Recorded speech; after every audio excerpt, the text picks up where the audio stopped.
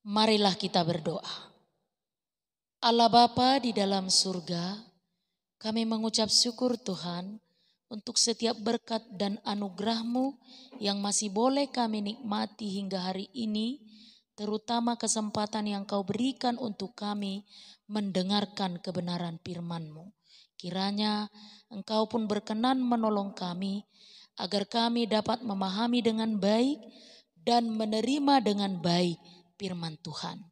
Di dalam Kristus Yesus kami pun telah memohon. Amin. Shalom. Saudara-saudara yang dikasihi Tuhan, nas khotbah pertanyaan untuk kita hari ini tertulis dalam kitab Amos pasal 3 dimulai dari ayat 1 hingga ayat yang ke-8. Marilah kita ikuti dalam hati kita. Saya akan membacakan untuk kita. Dengarlah firman ini yang diucapkan Tuhan tentang kamu, hai orang Israel, tentang segenap kaum yang telah kutuntun keluar dari tanah Mesir. Bunyinya, hanya kamu yang kukenal dari segala kaum di muka bumi. Sebab itu Aku akan menghukum kamu karena segala kesalahanmu. Berjalankah dua orang bersama-sama jika mereka belum berjanji? Mengaumkah seorang singa di hutan apabila tidak mendapat mangsa?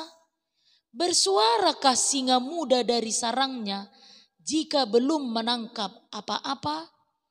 Jatuhkah seekor burung ke dalam perangkap di tanah apabila tidak ada jerat terhadapnya? Membingkaskah perangkap dari tanah jika tidak ditangkap sesuatu? Adakah sangkakala ditiup di suatu kota dan orang-orang tidak gemetar? Adakah terjadi malapetaka di suatu kota dan Tuhan tidak melakukannya?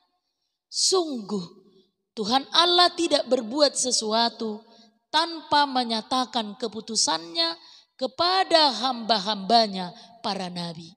Singa telah mengaum, siapakah yang tidak takut? Tuhan Allah telah berfirman, siapakah yang tidak bernubuat? Demikian firman Tuhan. Saudara yang terkasih dalam nama Tuhan kita Yesus Kristus. Kadang-kadang kita berpikir bahwa jika kita sudah menjadi umat pilihan Tuhan, kita otomatis aman. Tetapi dalam nas khotbah hari ini, Amos mengingatkan Israel bahwa justru karena mereka umat pilihan, mereka lebih bertanggung jawab di hadapan Tuhan. Tuhan tidak tinggal diam saat umatnya menyimpang. Oleh sebab itu saudara-saudara, mari kita simak pesan Tuhan melalui Amos pasal 3 ayat 1 hingga 8 ini dan melihat bagaimanakah Tuhan berbicara kepada kita hari ini. Yang pertama, umat pilihan tapi tidak kebal dari hukuman. Tuhan berkata, dengarlah firman ini yang kuucapkan terhadap kamu, hai orang Israel, terhadap kaum yang kuangkat keluar dari Mesir. Hanya kamu yang kukenal dari segala kaum di muka bumi. Sebab itu aku akan menghukum kamu karena kesalahanmu. Bangsa Israel adalah umat pilihan Tuhan.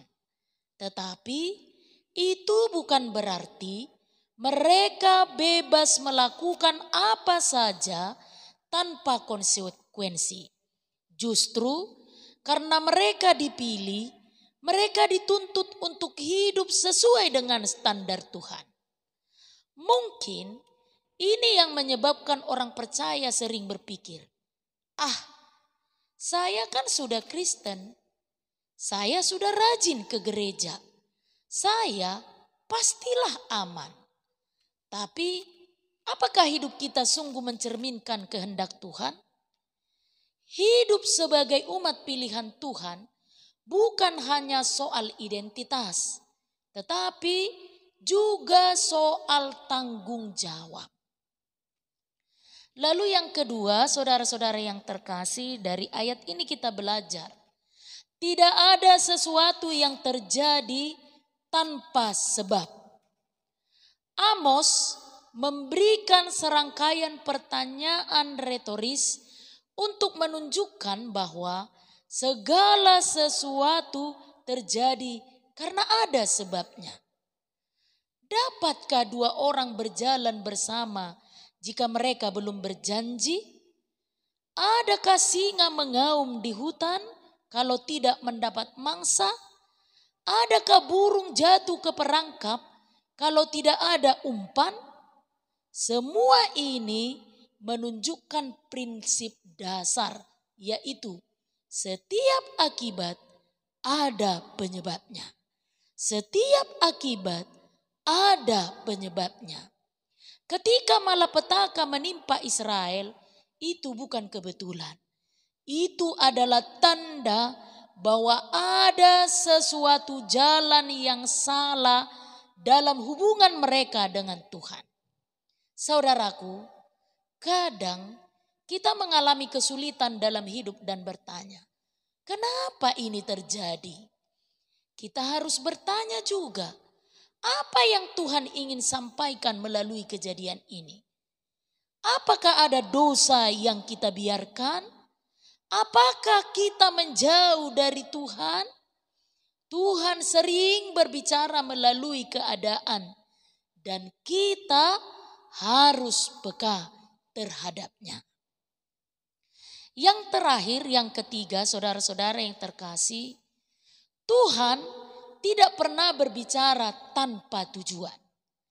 Amos berkata, sungguh Tuhan Allah tidak berbuat sesuatu tanpa menyatakan keputusannya kepada hamba-hambanya para nabi.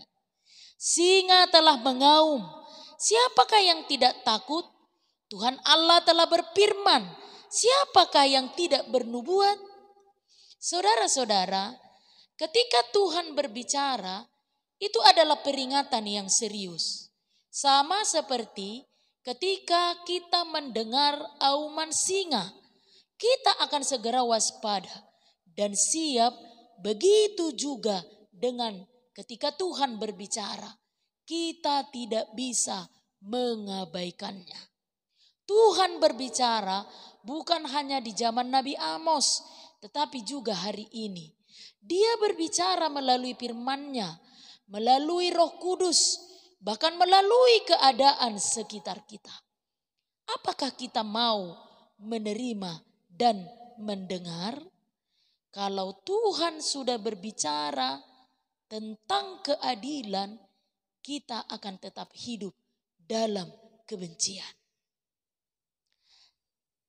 Maka saat Tuhan berbicara, jangan diam. Mari kita dengarkan suara Tuhan dan bertindak sesuai dengan kehendak-Nya. Sama seperti sebuah ilustrasi ini. Suatu hari, seorang anak kecil bernama Togab berjalan bersama ayahnya di tengah hutan. Saat mereka berjalan, tiba-tiba ayahnya berhenti dan berbisik, "Shh, diam sebentar, dengarkan." Togab pun tiba-tiba diam dan mulai mendengar suara-suara di sekitarnya. Awalnya ia hanya mendengar suara burung berkicau dan dedaunan yang bergoyang ditiup angin. Tetapi setelah beberapa saat ia mendengar suara yang lebih dalam. Suara gemuruh air terjun di kejauhan, suara ranting yang patah di semak-semak, dan bahkan suara langkah kaki kecil dari binatang di antara pepohonan. Kemudian Ayahnya berkata, "Kau lihat nak, suara-suara itu selalu ada. Tetapi kita baru mendengarnya ketika kita diam dan memperhatikan." Begitu juga dengan suara Tuhan, saudara-saudaraku. Tuhan selalu berbicara kepada kita melalui firman-Nya, melalui keadaan yang kita alami, bahkan melalui suara hati yang lembut. Tetapi seringkali kita terlalu sibuk, terlalu terganggu oleh kebisingan dunia, sehingga kita tidak lagi menyadari bahwa Tuhan sedang berbicara. Ketika Tuhan berbicara, kita harus memberi respon. Jangan biarkan kebisingan dunia membuat kita kehilangan suara Tuhan. Mari belajar untuk mendengar dan menaati suaranya. Amin. Kita berdoa. Bapa yang di sorga, kami berterima kasih untuk firman-Mu yang telah kami dengarkan hari ini. Engkau mengingatkan dan mengajar kami agar kami selalu setia dengar-dengaran akan firman dan perintah-Mu. Karena firman-Mu lah satu-satunya yang menjadi penopang bagi perjalanan iman kami ke depan. Karena itu kami memohon tuntunan dan pertolongan Tuhan. Ajarlah kami Tuhan, agar kami lebih setia mendengarkan firman-Mu dibandingkan suara-suara yang sumbernya berasal dari dunia ini yang pada akhirnya menyesatkan iman dan percaya kami. Di dalam Kristus Yesus kami serahkan doa permohonan ini. Amin.